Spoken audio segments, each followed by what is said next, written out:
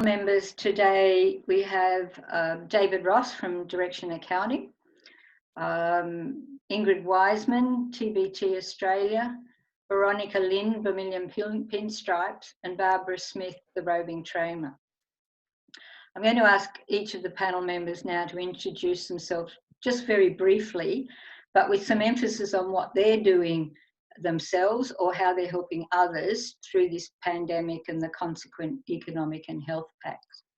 So if I just start with, I might start with David. Let's start with you I'll unmute you. Hang on. Yeah.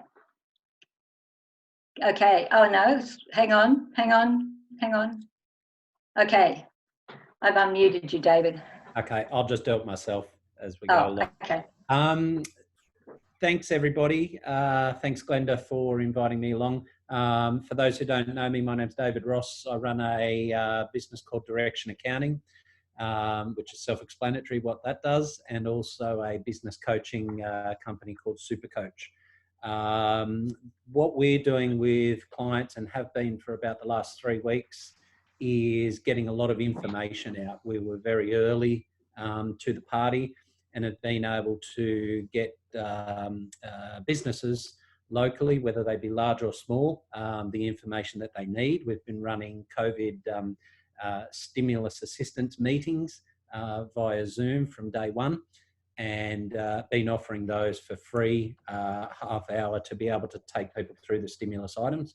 And hopefully I can help you guys with that today. The other part that I've been doing is also helping businesses with what we call continuity plans, because you need both a plan to get your way through this, as well as a plan to look at the re-entry once COVID restrictions and the effects of COVID start to move away. But I think there's also going to be some impacts on the economy post this. So you need to have some continuity plans in place to get your business through, be it large or small.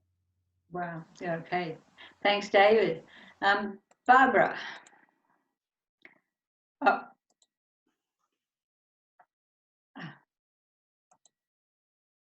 Hang on.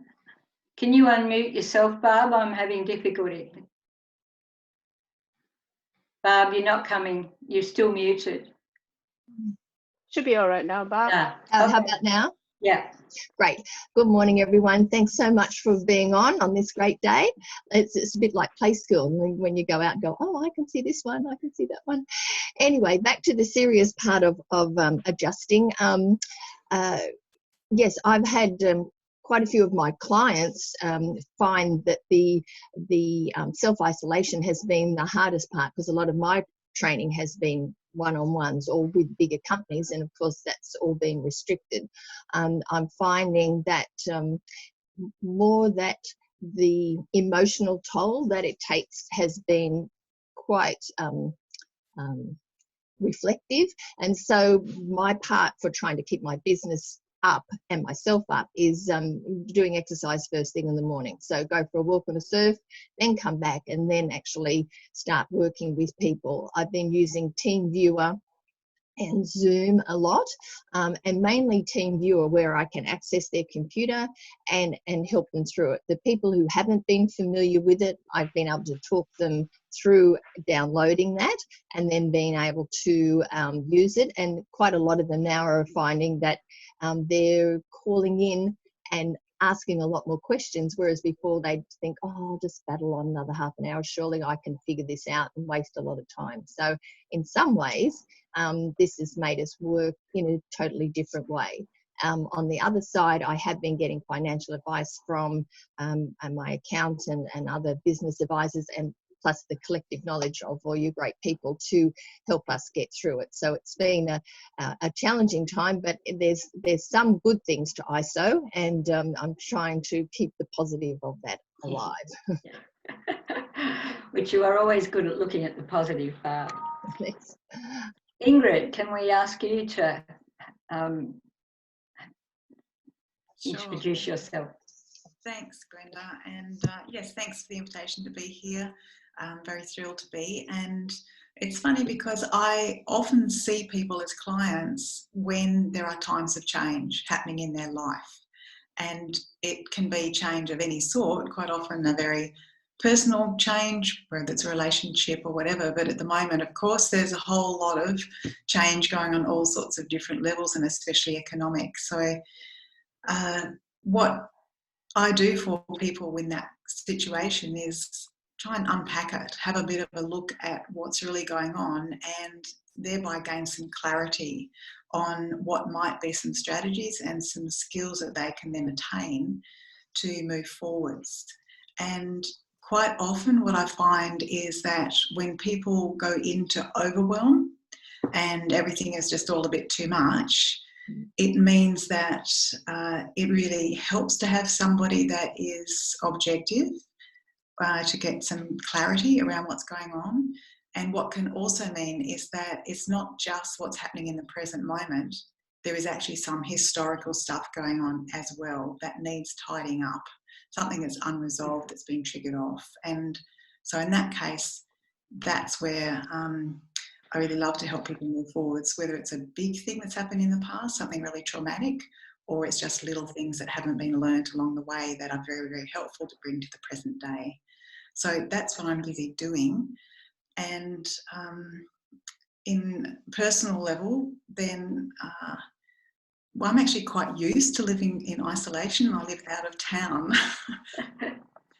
I'm 2.5 acres out at Kendall. I'm very fortunate to do that. And I suppose I'm an introvert, so I can give some extroverts a bit of a hint on how to cope in that environment. Yeah, exactly. Yeah, I saw a Facebook post which said, "Hey, introverts, reach out to your extrovert friends. They have no idea how to do this." Okay, that's a good thought. I hadn't heard that one, but yes, and I can relate to that, having lived out of town at Rollers Plains for 20 years. And I'm used to being on my own too. Veronica, would you please introduce yourself? Thank you, Glenda. Bob, can you do me a favor? Can you give Vicky the meeting link, because she's a bit stuck there? Thank you. Okay, I'm Veronica Lin, and my company is Vermilion Pinstripes. We have been helping local and international clients do better marketing so they can sell without selling. When the coronavirus havoc set in, I was very worried, right? And either we go into hibernation mode or whatever. But anyway, my team and I kind of discussed, and because we have been trying to think of ways of helping small businesses since the bushfires, we thought this is the best time to really do it, right? So that's why we have created a whole web page on free marketing resources, which you can just go and download or read or whatever.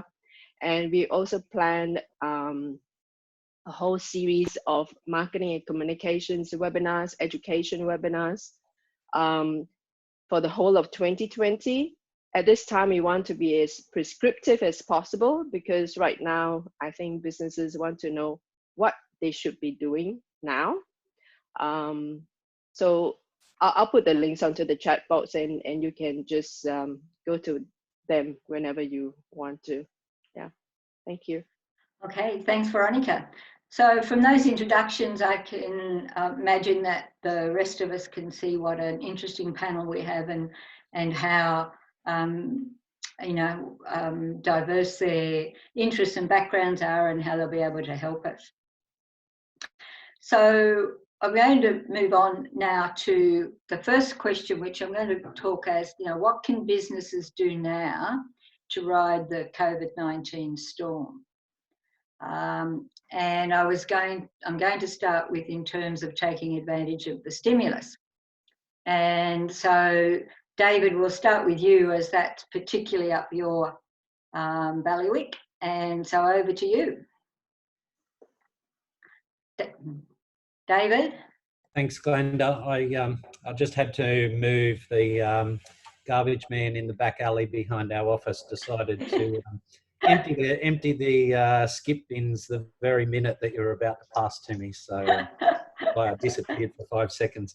Okay, so one of the things that we try to do as a business, both on the accounting and the coaching side, is make things easy to deal with and easy to understand. So I'm going to try and get through the relevant things about the stimulus fairly quickly, but please, if you do have any questions, it's a good forum. It's nice and small to be able to get those moving at some point, and I'll be guided by you, Glenda, as to when people want to ask questions. But if I can run through the two main areas of stimulus is either whether you're a business with employees or you're a business without employees.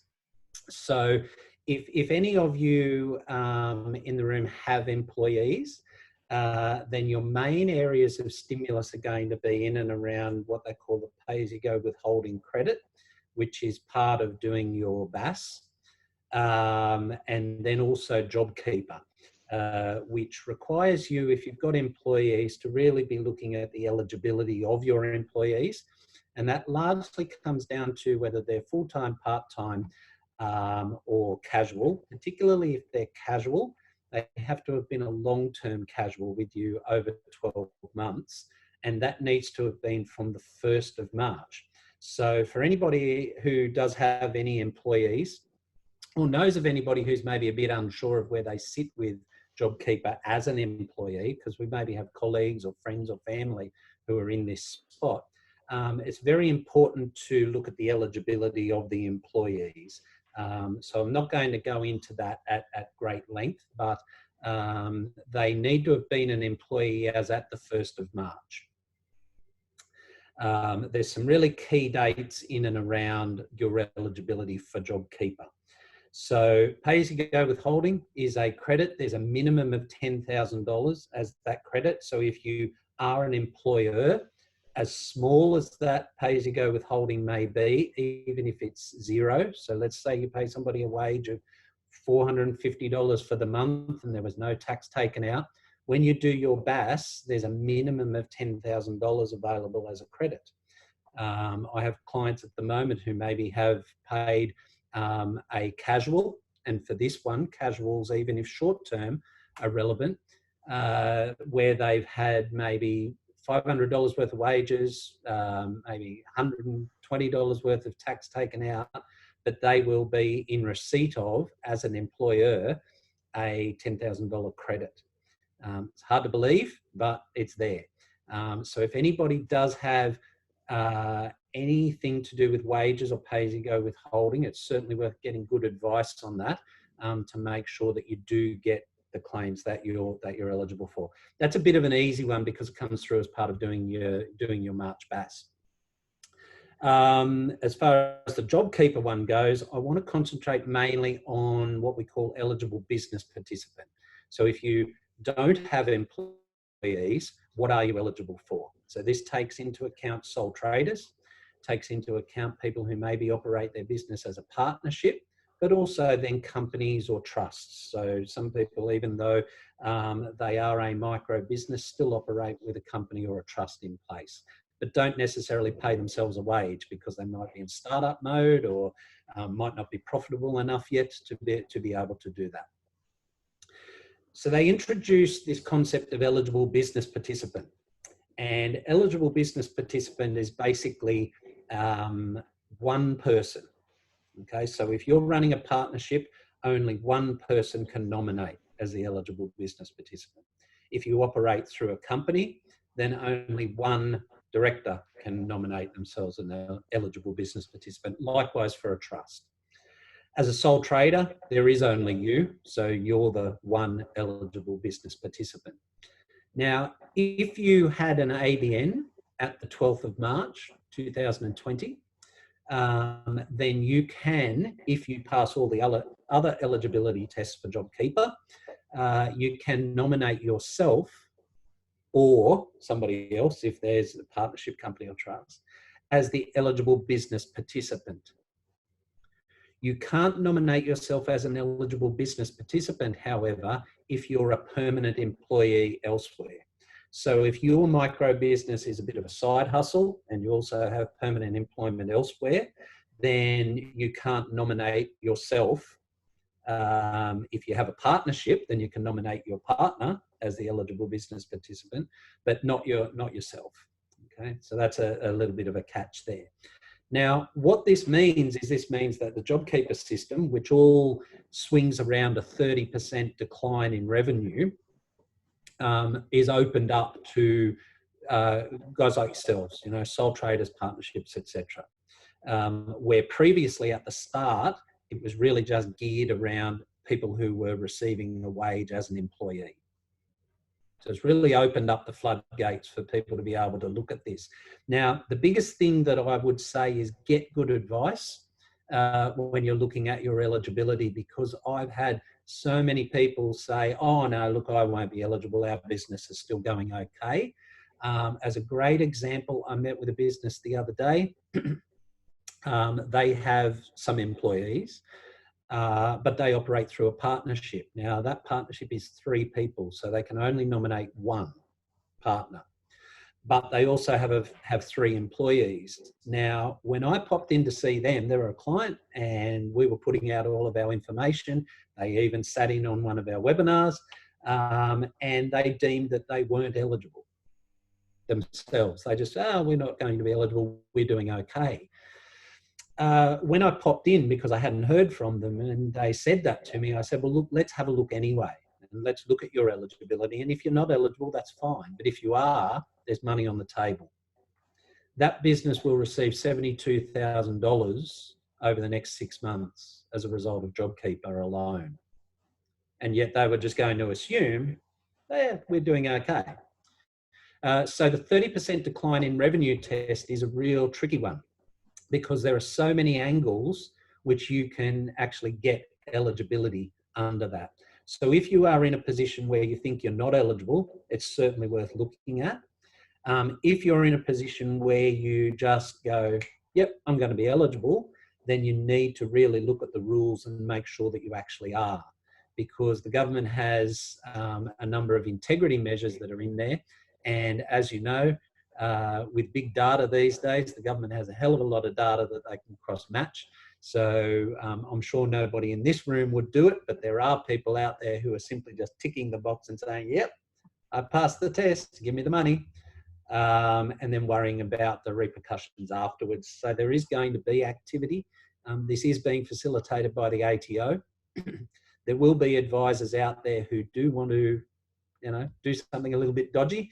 We're not one of those. We're on the business's side. We will try and get everything that businesses are eligible for. However, we really advise against doing things that are really pushing the limit, and you know that you're pushing the limit with it. Do it within the boundaries and you'll be fine. So in terms of that flexibility on the decline in turnover test, you can do it either on an accruals basis, which is an as invoiced basis, or a cash basis. If you are doing your BAS, if you're doing a BAS on a cash basis. If you're not doing a BAS, then there's other sort of ways of you doing it, mainly on a cash basis.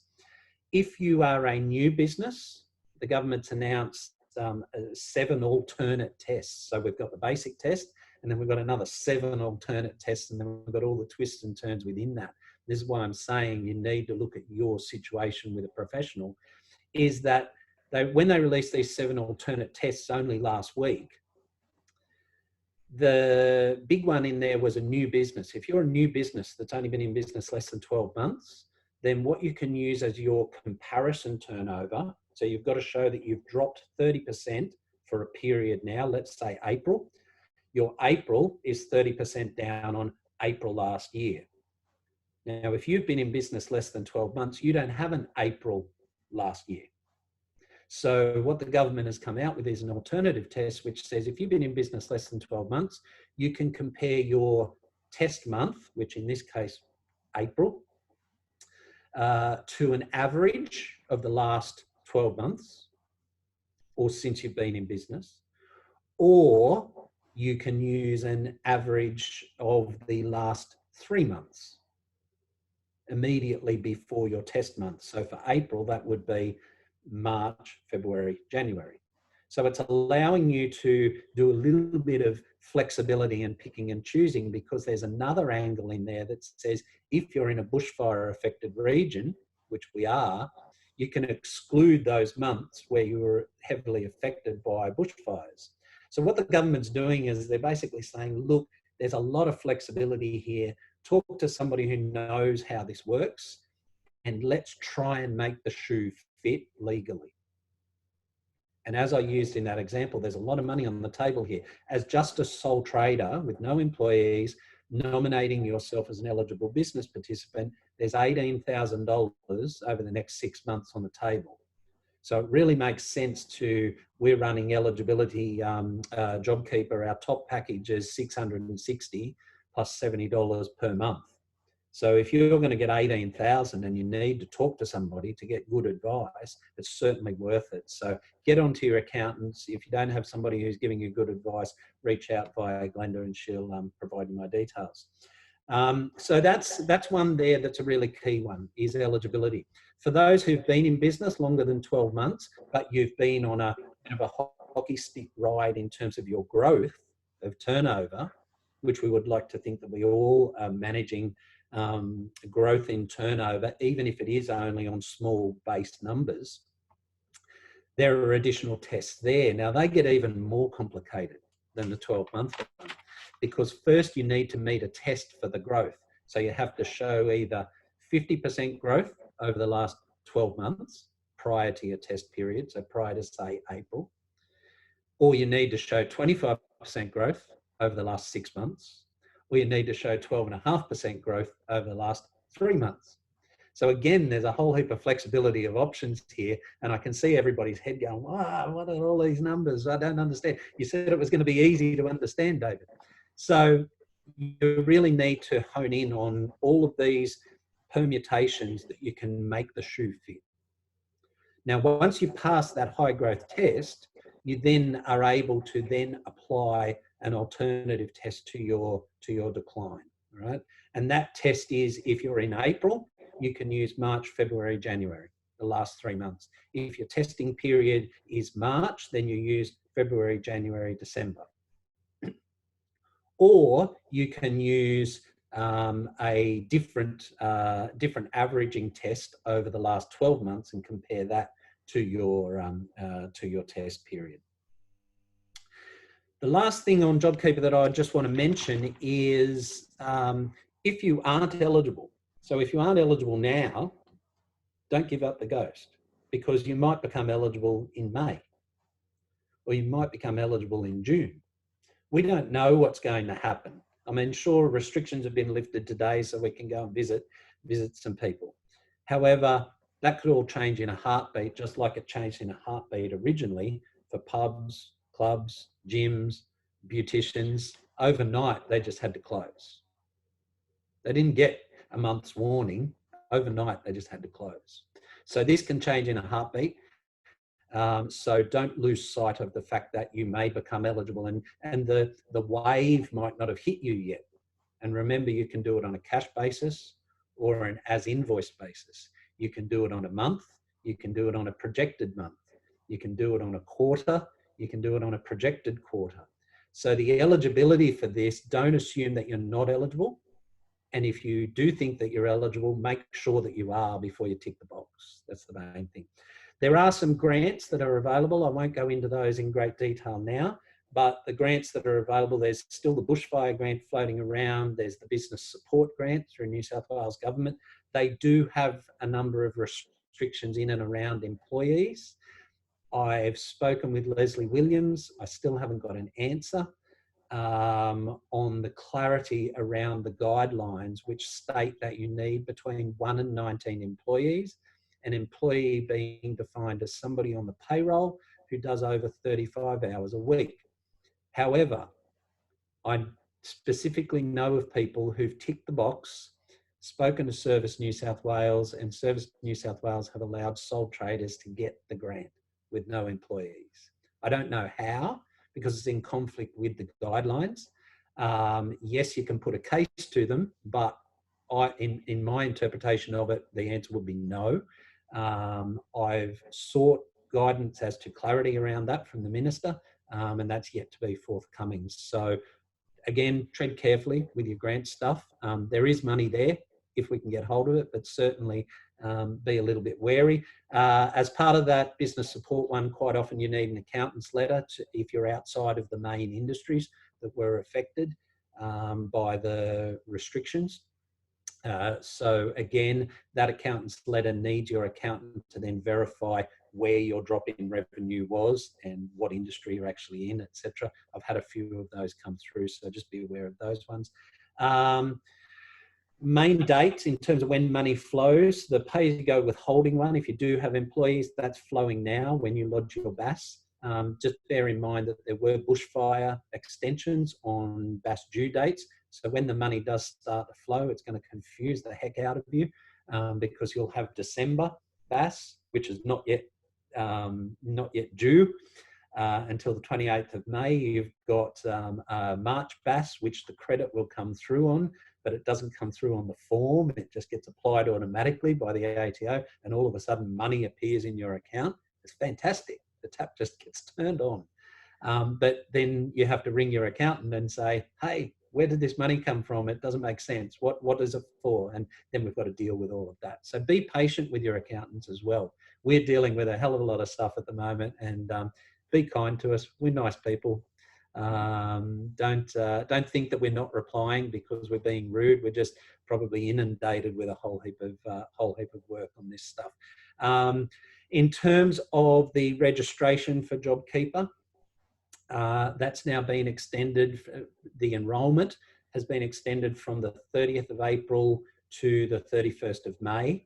A lot of people are a little bit confused about the enrolment for JobKeeper because the government did put out an initial register your interest thing, and a lot of people have got confused thinking that that was their enrolment. You will have received, if you did do that, you will have received subsequent messages from the ATO saying, okay, please now enrol. That is a separate process where you say, yes, I am eligible, and this is my eligible business participant registration. There are some restrictions if you do have employees around when you have to have paid those April pays. I won't go into that now because I'm just wary of time. And yeah, just keep an eye on everything. If you are doubtful about this, there's people there to help. Reach out to your own advisors.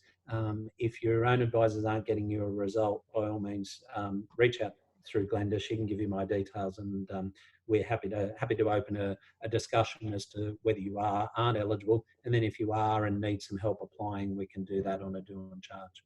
So that's it for me, Glenda. Hopefully I covered most of the bases in a timely fashion.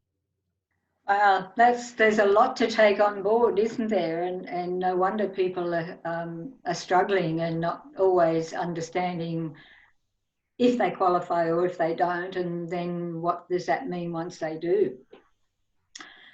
Just have a couple of questions. One from Catherine. David, could you note what those grant funding names are and where we access further information about them? Yeah, okay. So the first grant is a bushfire support grant.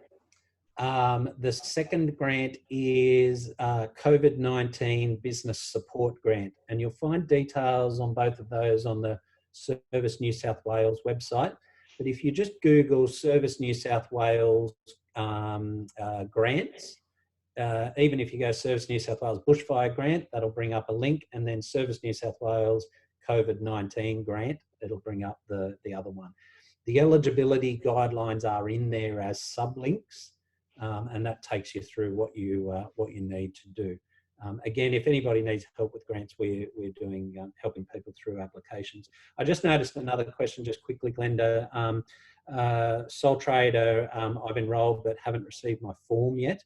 So the mechanics of all of this will be happening from the 4th of May. So that's a really key date. So I think the 4th is Monday. I don't even know what day it is. Yeah, it is.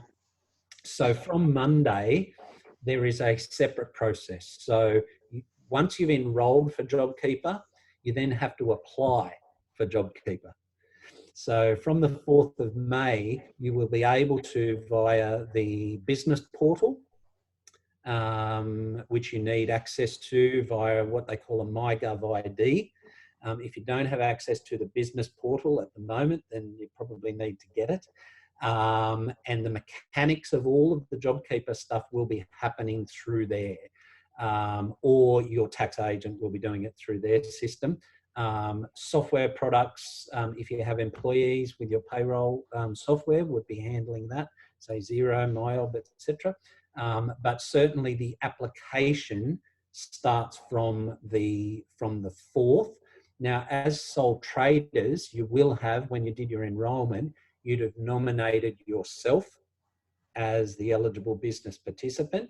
And as the eligible business participant, that will happen most likely automatically, because they just assume 2 fortnights eligible business participant gets paid. So it's not tied to payroll. But if you have employees, it's tied to what wages you actually paid in the month. So that application process will be saying, hey, these are the people that we actually paid during the month, during the fortnight. And each month you will have an ATO declaration that needs to be done to say, okay, I'm still eligible and this is how it all works. So keep a bit of an eye out. We're sort of, the ATO is releasing new stuff all the time, and we're just trying to keep up with the mechanics as well. So we're sort of saying to people, look, wait till the 4th of May, the mechanics will then will start to flow, and probably the week subsequent to that 4th of May, once you're into the mechanics, that's when the money will start to flow back out to yourselves. Barbara. Yeah, excuse me, David. Just got a question. I've gone through part of the processes of the JobKeeper, and I've got to the, I hope, one of the final stages. And then they asked for the bank account, which we've done, and being able to print something off that we've got that far. Yep. Is that the end of it, that we've actually, or do we have to do a little bit more? Yeah, as an eligible business participant, we're expecting that's the end of it, and the ATO are automatically doing your first month being April, which is the 2 fortnights, because it works on a fortnight basis. So the 2 fortnights in April as the eligible business participant should be happening automatically. If you have employees, it doesn't happen automatically. So you actually have to go through this application process. Now, should we find, because it's not there yet, we can't touch and feel what the ATO have designed for us. So it's like Christmas morning for nerds, on Monday we'll wake up and we'll jump onto the ATO and we'll say, what have they got for us? And then we'll actually see that mechanic working. And then we'll be able to say, oh, look, we thought it was going to happen automatically, but you need to tick a box, or you need to submit to say eligible business participant for this month, or whatever it may be. Ongoing, again, the mechanics of the declaration, the monthly declaration, aren't in our hands at the moment, but it may be that each month as an eligible business participant, you need to reconfirm your eligibility, because if you think an eligible business participant can't be full-time employed. Now, if your business isn't going so well and you go out and you seek full-time employment and you start that partway through May, then you're no longer going to be eligible to claim your eligible business participant JobKeeper. So you're going to need to tell the ATO somehow. And I'm imagining in this monthly declaration that will be just a reconfirmation of you being eligible as the EBP. That's great. Thank you. And that's one reason why we called it May Day Payday. Yeah, May the 4th, as they say, so Star Wars Day. Yeah. Yes. Thank you. Wendy, you have a question. Hello, thanks David for all your useful information.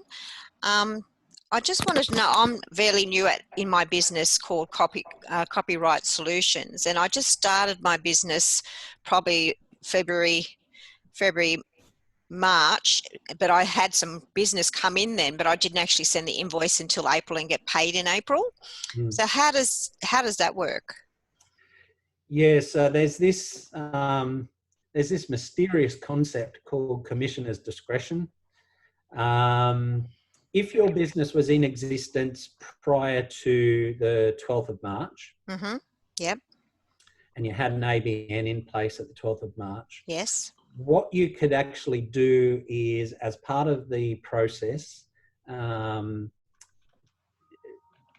we would have, what I would do is, if you were a client, I'd have a discussion. We would note down what your probable forecasted income was likely to be in that early stage. And we would then be looking at what your income is now.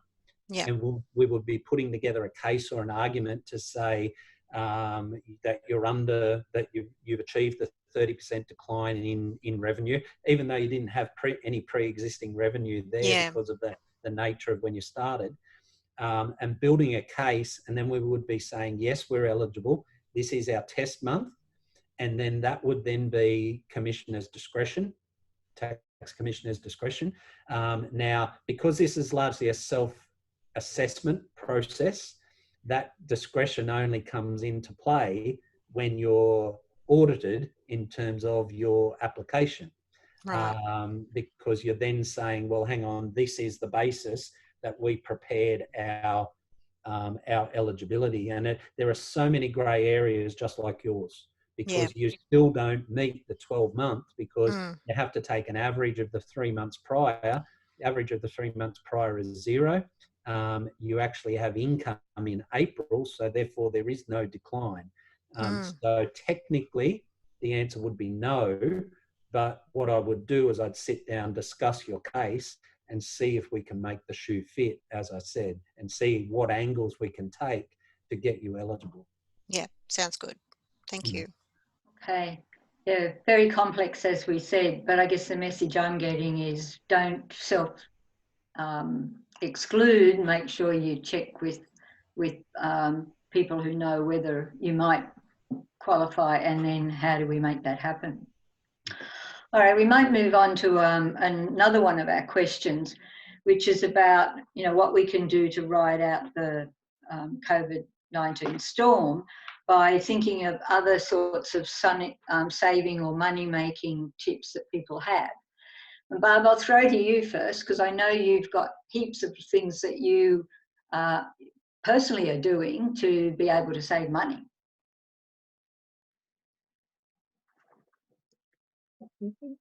Yes, thank you. Yes, to go back to the reasons why I know that I can manage on very little money and also spend when I do have it, is that Laurie and I have had some business activities over the many years, and we were defrauded a lot of money by a crook at one time. So we went from being directors of our own company to losing everything, and we had 5 houses, and we ended up in our own little tiny 1-bedroom flat. So I came across a book called Simple Savers, and I've got some PowerPoint slides, but I can actually send that later.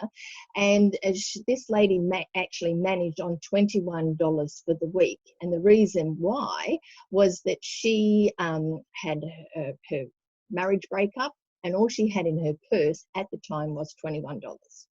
So she did an inventory of her pantry and her freezer and worked out that she could support herself with enough food for that 1 week, and the $21 was for, say, milk and a bit of fruit.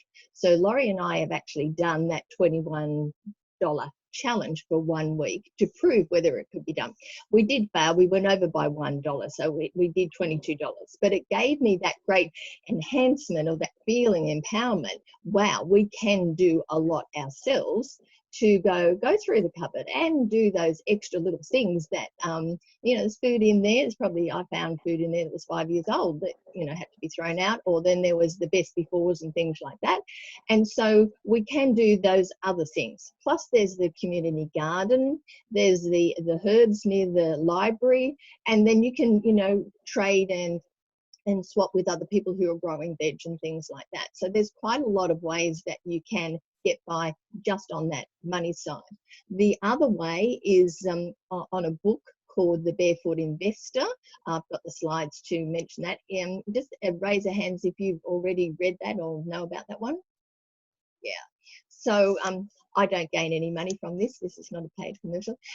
But he is a very, very excellent writer. He'd been through devastation and bushfire and had to start again. And on this, he also writes an article in the Sunday paper, in the Telegraph, financial column, and his name is Scott Pape. He gives very down-to-earth advice against a lot of what the financial advisors actually say, because they're making money from giving you advice, putting you into a fund or different things like that. So he's been excellent. Plus now he's got a book called Barefoot for Families, and it involves children. So it gets them up learning about, you know, saving and making money anyway.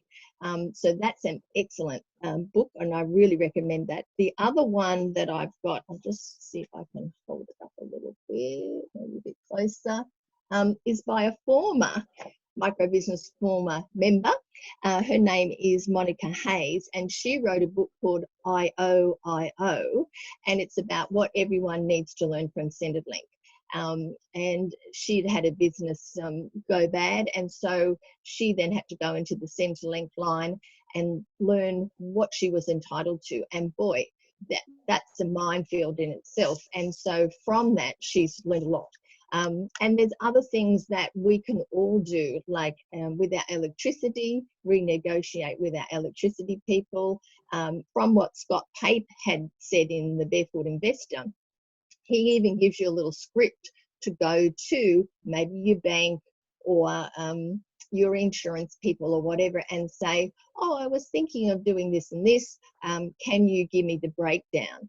And more often than not, they will actually say to you, oh, we can match that. You know, so you don't even have to change, or you can change if you want. So we did that for 1 year. We went through all our different bills that we were paying, and we actually saved $1,200 in that 1 year just by asking the questions.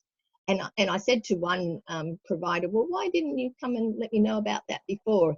And they said, oh, it was a privacy issue. Yeah, more like a money issue. So unless you ask the questions, you don't know. So that was a really good one. There's a couple that you can do with electricity, and also if you're over a certain age, I'm not, but Laurie is. So we can get a discount because he's older. So on your registration for the cars, and also a small amount. Which was the other thing, there was a couple of different registrations if you let them know. And for the people who are a little bit senior, I can see there's a lot of young faces here, and I'm sure in the audience there will be, but on the seniors card, there are a lot of extra things that you can get on that. I remember one time Laurie came home with a card for me, and I thought, oh goody, you know, it's a new credit card. And he said, oh no, it's your seniors card.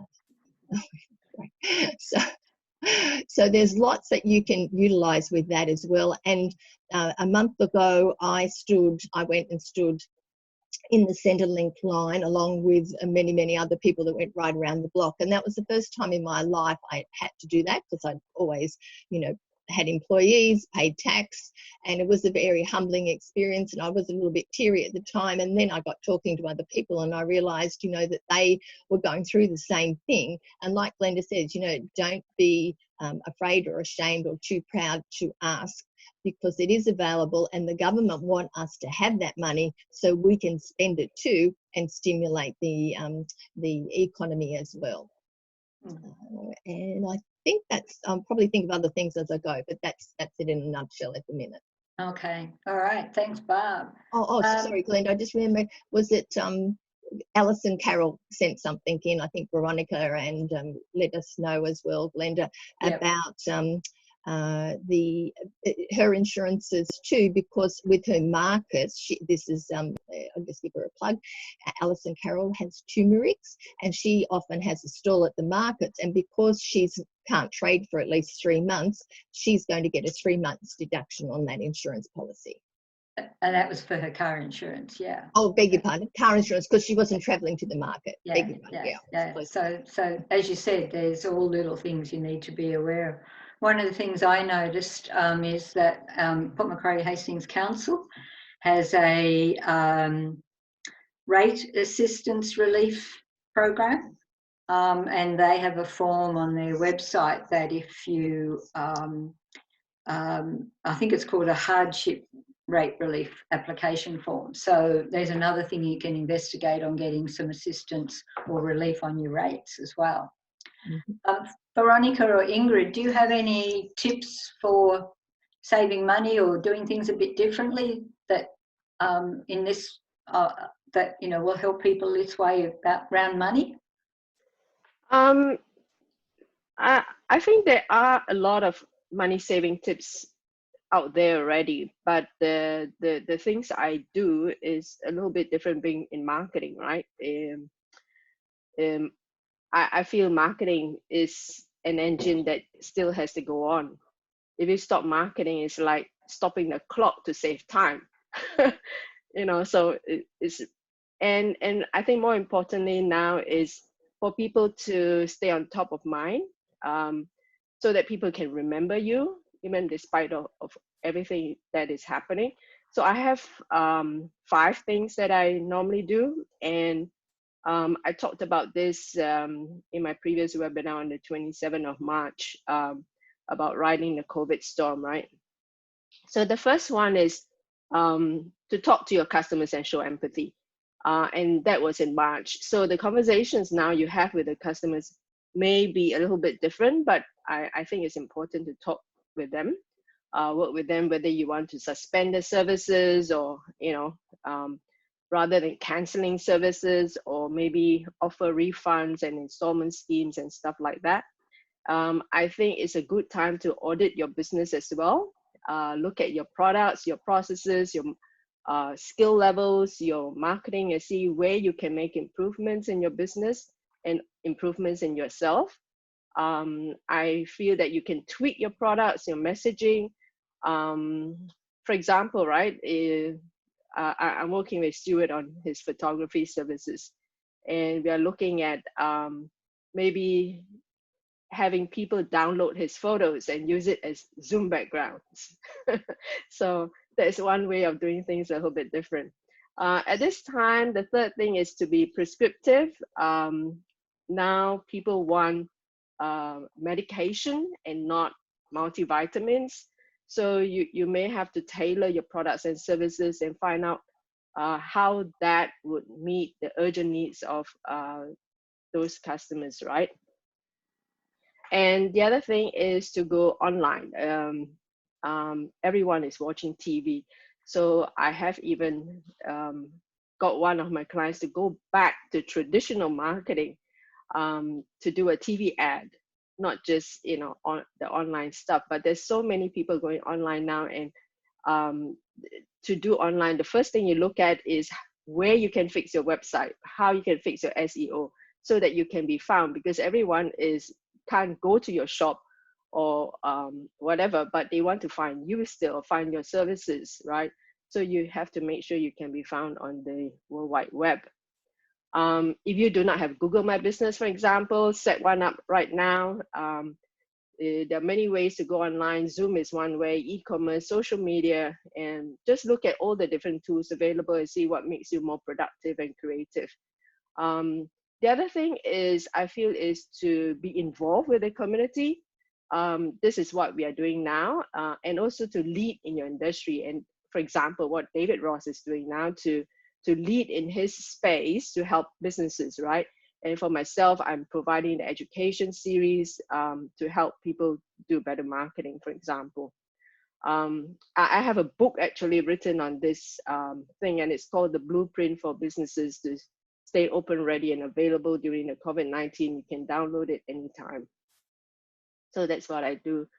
I have a lot of fears as well, but I try to, push them away. So maybe Ingrid can add to how we can, do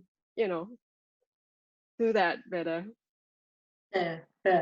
It sounds like you've got a lot of resources there, Veronica, that you've made available for people so that they can, have a better outcome from this, that they can learn new things and think about doing their business different ways. So I encourage people to go on and access those, your website. Do you just want to put your website in the chat, Veronica? Yes, I did. I'll put it again. Okay. I think it's a good time to just learn new stuff, right? Yeah.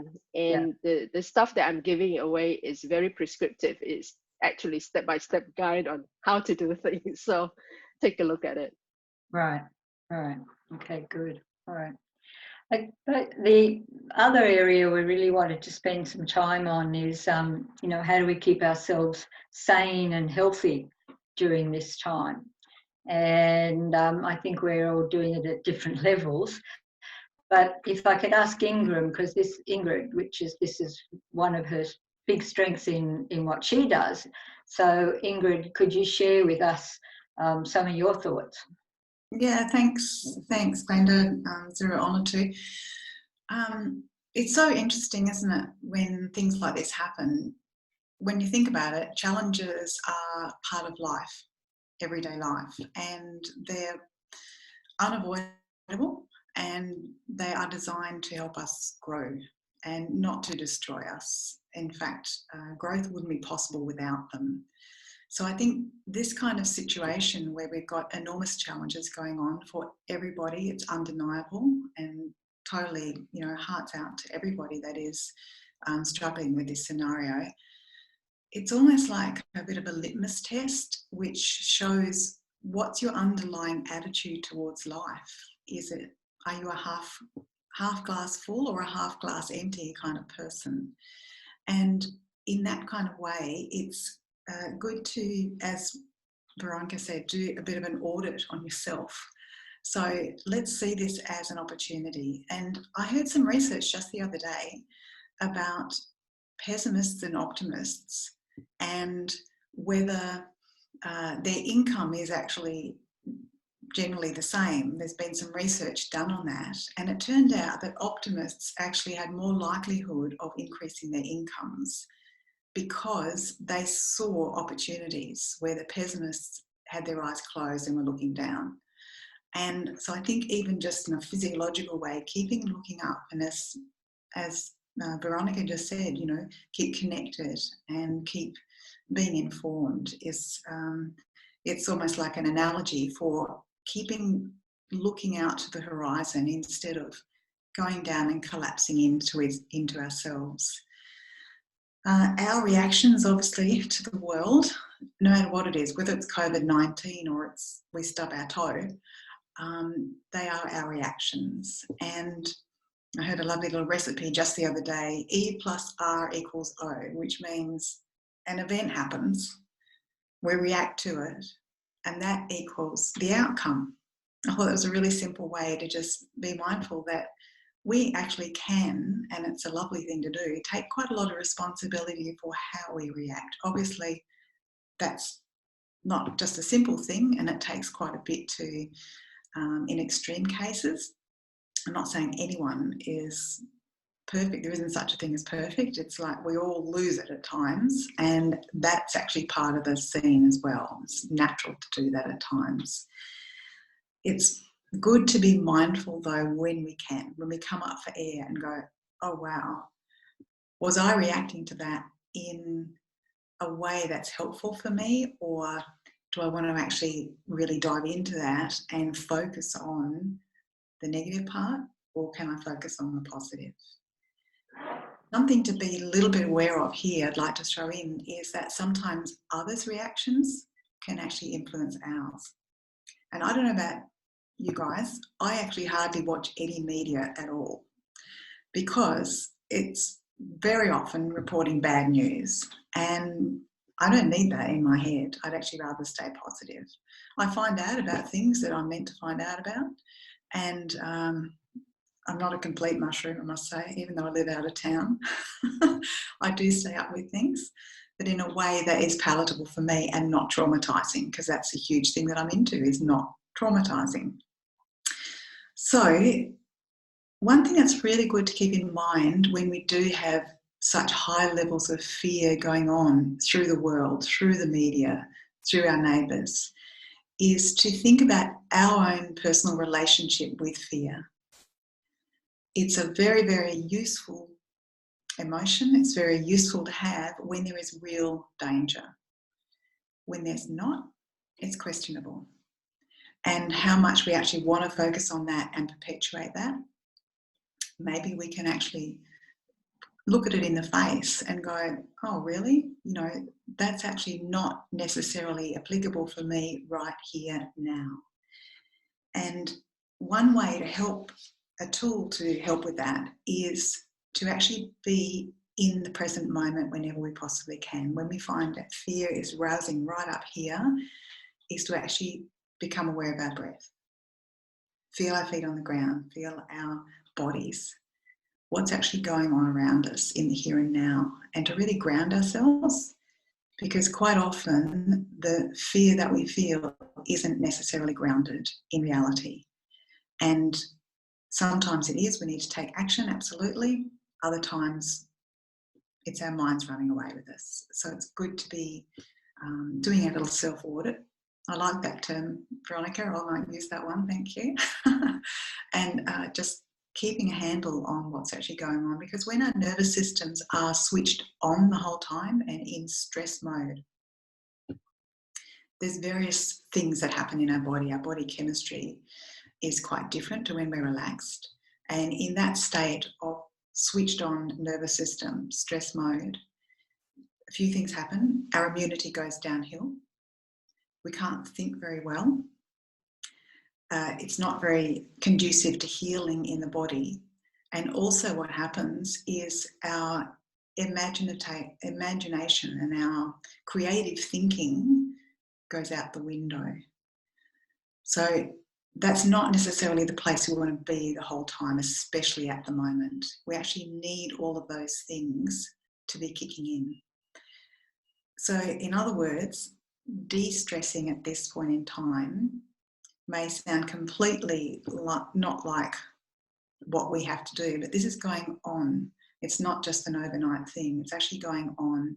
We do actually need to put some strategies in place to de-stress, and that's a really individual thing. For someone, it might be going for a run. For someone else, it might be doing some yoga or some Pilates. It might be walking in nature. It might be having a virtual couple with somebody. Whatever it is, we do actually need our nervous systems to go into that de-stress mode. Absolutely. We cannot be switched on the whole time. And you probably found that. I've certainly tried it. It doesn't work. I can tell you that. So sometimes it's actually not even doing something. It can actually be doing nothing. Because how often do we actually do that? And at the moment, we can find snippets of the day, usually, where we can do nothing.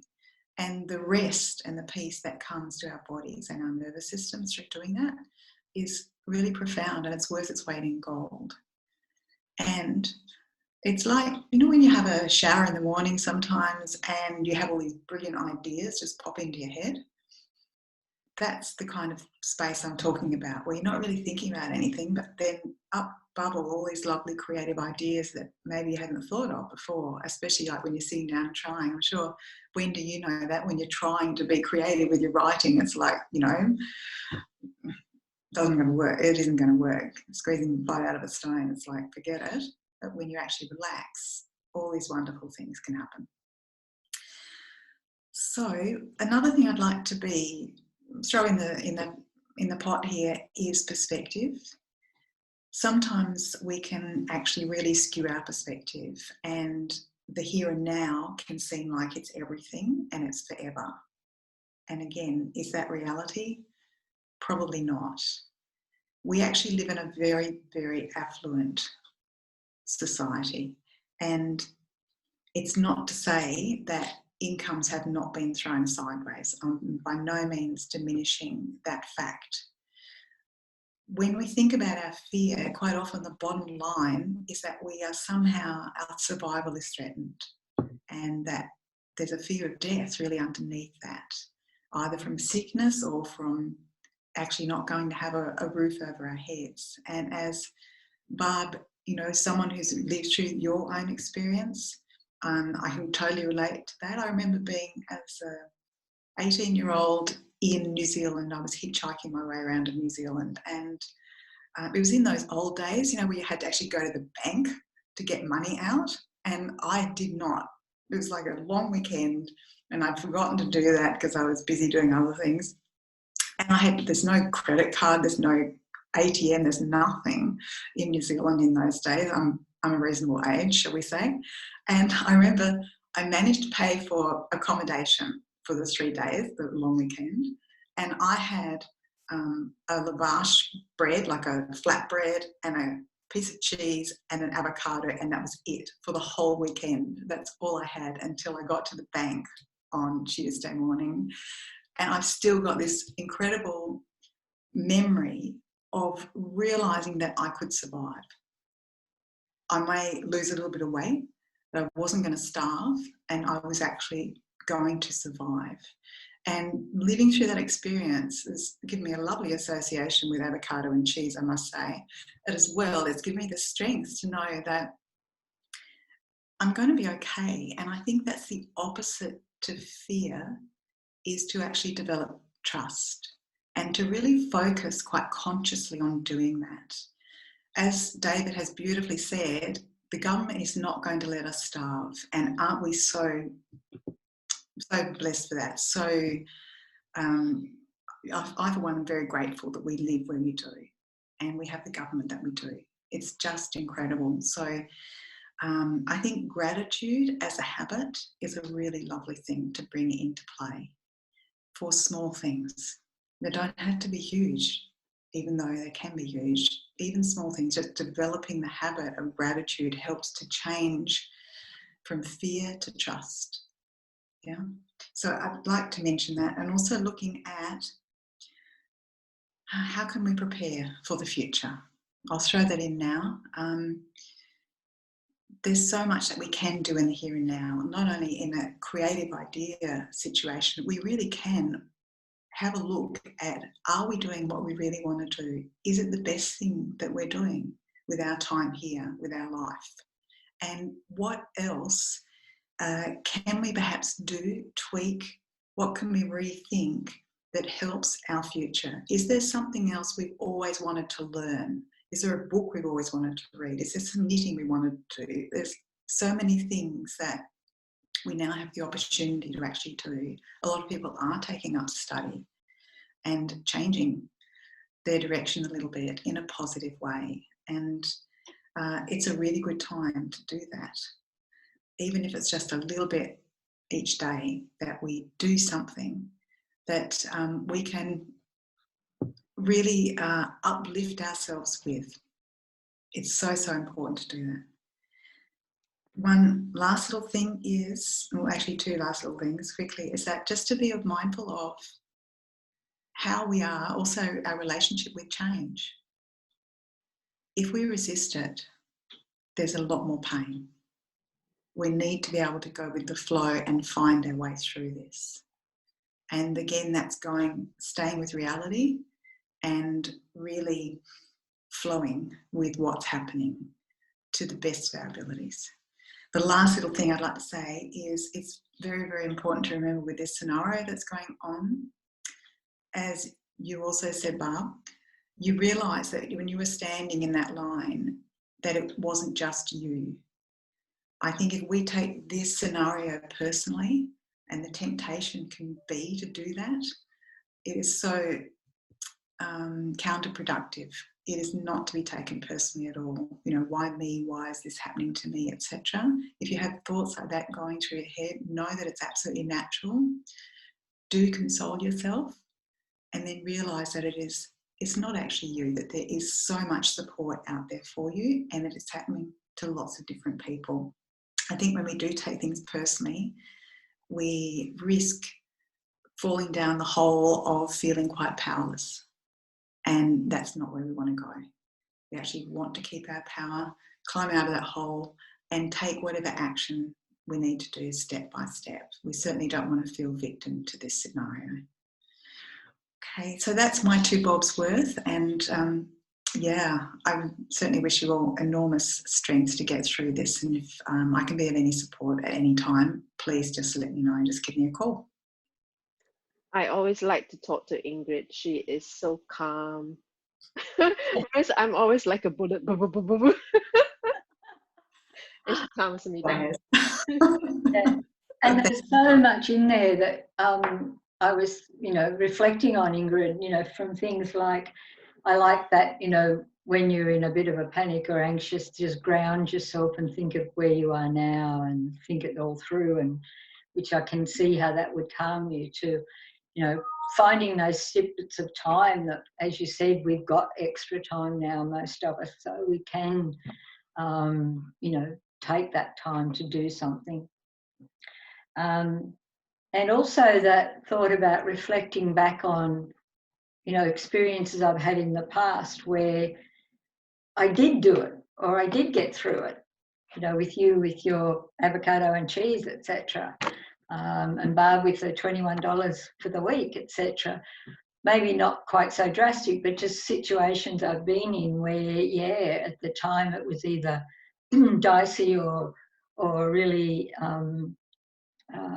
even more, obviously more than any panicky, but I got through. And how did I do that? And if I find myself going that way now, then just to reflect on those things as well. So yeah, so much in there. Thank you so much, Ingrid. Thank you. And Wendy, you had your hand up through that. Was there a comment you wanted to make? Wendy Haynes? No. Oh, sorry, you had a hand shaking on your picture, so I thought you were wanting to say. Oh, no. Okay, all right. From our other panel members, other thoughts that you may have about how we can be looking at, preparing for post-COVID-19. Do you have some thoughts on that? Yeah, if I can just make some quick observations, Glenda.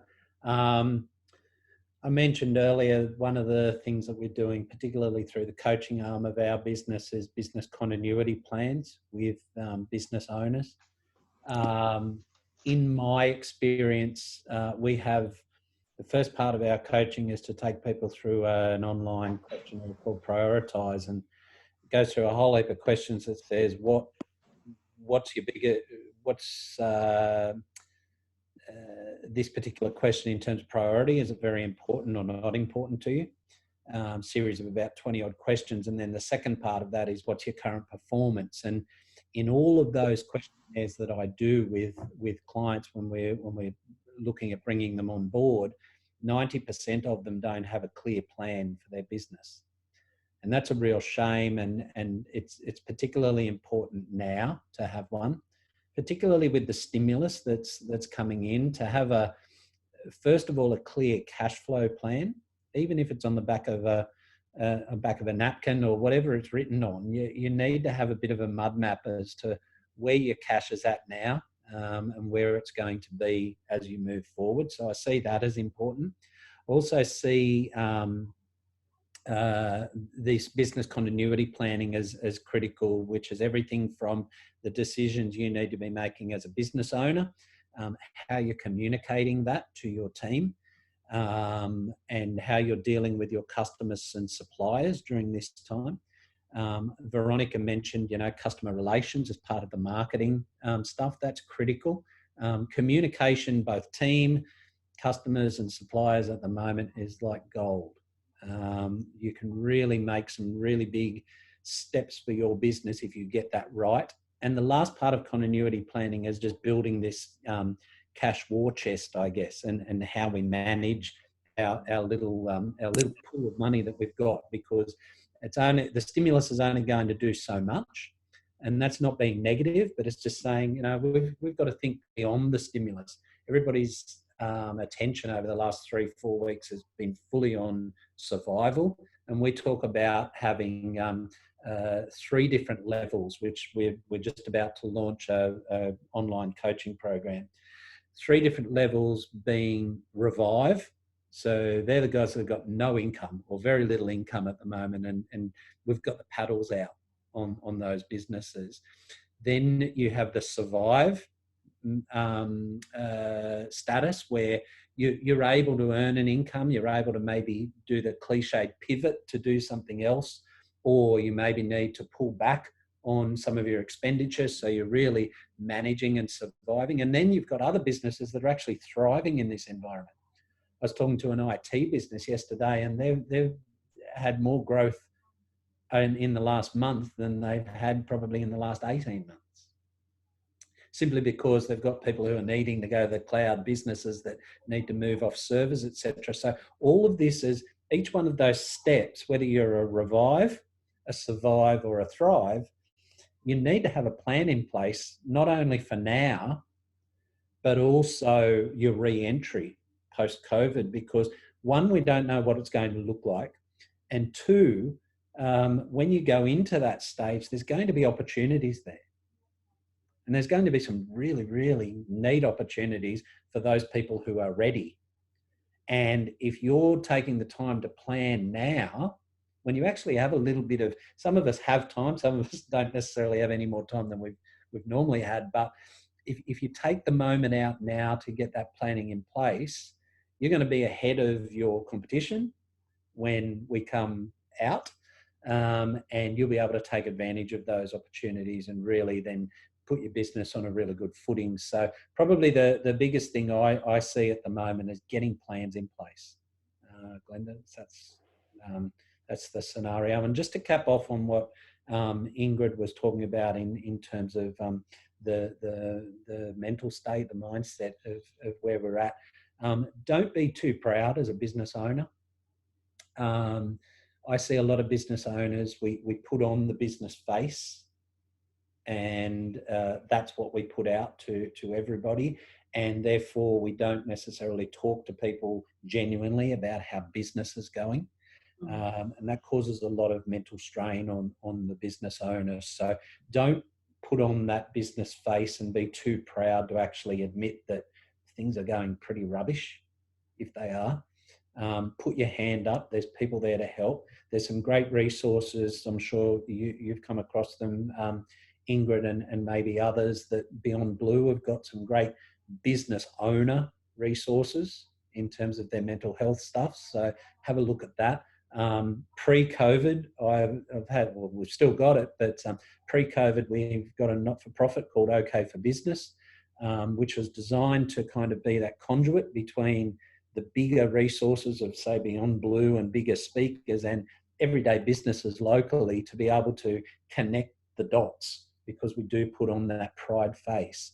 We were going to have some events, but they've sort of been canned. So we may be doing some stuff online. So yeah, that might help as well. But keep a lookout, but planning, yeah, that's the big one. Thanks, Glenda. Yeah. I want to expand a little bit of what David talked about in communications. I have on my website a PowerPoint deck. It's called Workplace Communications, to help businesses communicate either to staff, to employees, to suppliers and customers, and to the community and all that stuff. So you can take a look. I think this communications is so important. For example, one of my clients who's a childcare center, and they have been continuously communicating how they take care of the children during the COVID virus, and surprisingly, they have been overbooked because of that. The other thing I want to talk about is relationships. Ingrid was saying that relationships will change, and I have always believed in partnerships, and I feel this is the best time to look at relationships a little bit differently. Like one of my clients, I've been, he has always been buying stuff, and traditionally it was a vendor-supplier relationship, but we are changing that model where it becomes a collaboration, and they go to market together to bring systems and manufacturing processes together and go to market with a range of sustainable products. So this kind of commercialization partnership is taking place. So the kind of vendor supplier partnerships is going to change. So I'm just, trying to think out of the box when it comes to relationships with suppliers or with customers and all that stuff, right? The other thing about going online, everyone is trying to go online to sell their products and services. And that has also become a double-edged sword, because everywhere in the world, everyone is going online. So you suddenly find that your competition is not only local, it's global now, right? So you may have to rethink about your business plan, like what David said, rethink about your messaging and how you're going to position your products and services a bit differently. Where's your value proposition in that space? So lots of things to think about. Wow, yeah, you're right there, Veronica, there is. And I guess right now, maybe those businesses that are feeling a bit of a slump have got the time to actually start and explore that. And I guess those businesses that are lucky enough to be zooming along in this COVID thing are no doubt managing to put things in place that in this new world that's coming anyway. So, yeah. Do anybody have some other comments or specific questions that they'd like to ask? If you just want to unmute yourself and make a comment, or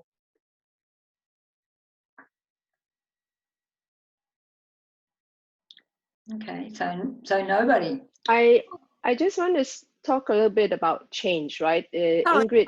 It just took me a minute to find the unmute. Yeah, go ahead, Vicky. Go ahead. I've been here. It just took me that long to work out how you'd see me. So I'm a bit miffed as to why in all of this no one's actually gone to, and I've been thinking about doing some ones myself, hints on, you know, it's all very well to eat avocado and cheese and a bread roll over a weekend, and we could all try and do that. But I'm so surprised that no one has started something. I've actually just joined a site that's doing up old furniture, which I do.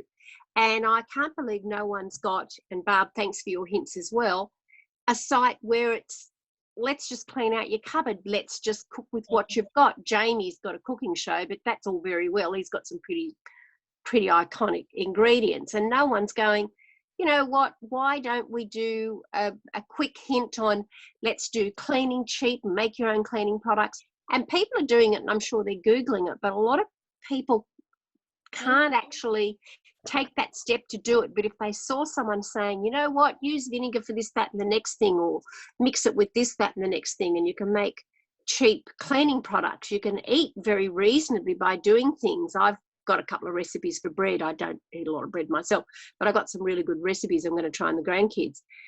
And out of all of this, because I go into what I call starvation mode, and as a single parent of 3 kids, I did a vegetarian cookery course years ago, so I can eat and live well, but very, very cheap. And I've been doing that for years. So when all this happened, costume hire went dead, model agency had jobs cancelled, my Airbnb was going to be very successful at this period of time, everything cancelled. Of course, I lost my work at Panthers, and I went from having an income to nothing for some time. So I just cleaned out the cupboards and ate cheap. But I thought there would be somewhere a site. And I love the fact that we can all get together and do things. And Barb has those books. Thanks, Barb. I've written those books down. And by the way, I did speak to the gentleman from our meeting a little while ago, and I have changed my electricity, and he is going to save me money over a year. He's calculated. And I've started also down the track of checking on my insurance and things like that to save money over the year. And I don't know whether it's worthwhile on our website, or we have a morning where we share our COVID balance tips. That might be a suggestion. I'm always up to hear anything that's going to save me money, time, but money as well. Morning all. Yeah. The other thing about your pantry, from the business perspective, what I do is I look at my hard disk pantry. and when I have time, I look at all the past presentations or whatever I have and rehash them, renew them, and give it a new life, and make ebooks out of them or whatever, and use them for as part of my offers and free marketing resources. So if you have time, look at your hard disk. Thank you. Can you hear me? Yes, Karen, Okay. go ahead. Thank you very much for the meeting. It was really good. I miss Port Macquarie now. So I'm coming back in May, probably the third week in May, and I'll contact and maybe have a Zoom meeting or whatever. But yeah, I do miss it with and the business friends as well. So Yeah. Well, Come back anytime. okay. Yeah. Excuse me, just on that one, Vicky, you were asking about a website. The website is the 3 W's and then simplesavings.com.au. Yep, writing that down. And I can send you the link, but I've also got it in the PowerPoint. You can type slides it on the if I chat, send you. Barb. Okay, I'll do that. And also what it's got in there are recipes. There's things for cleaning products. There's things to keep the kids occupied. I mean, it's an absolute goldmine. You can become then a deeper member and you get even more things delivered to you. Great. So Okay. that'd be great. Good. Okay, well, time's coming up, so thank you for a very interesting meeting, everybody. Thank you so much to our panel members for taking the time to come and share your wealth of knowledge with us. Just like to point out to everybody that MBF will continue to run webinars either like this or similar ones through COVID-19 just to keep us not so isolated. If you have specific topics that you'd really like to talk about with others or hear more about, please let us know. You can either put it in the chat if you've got something that you know you want to talk about now, or send us an email to membership@microbusinessforum.org.au.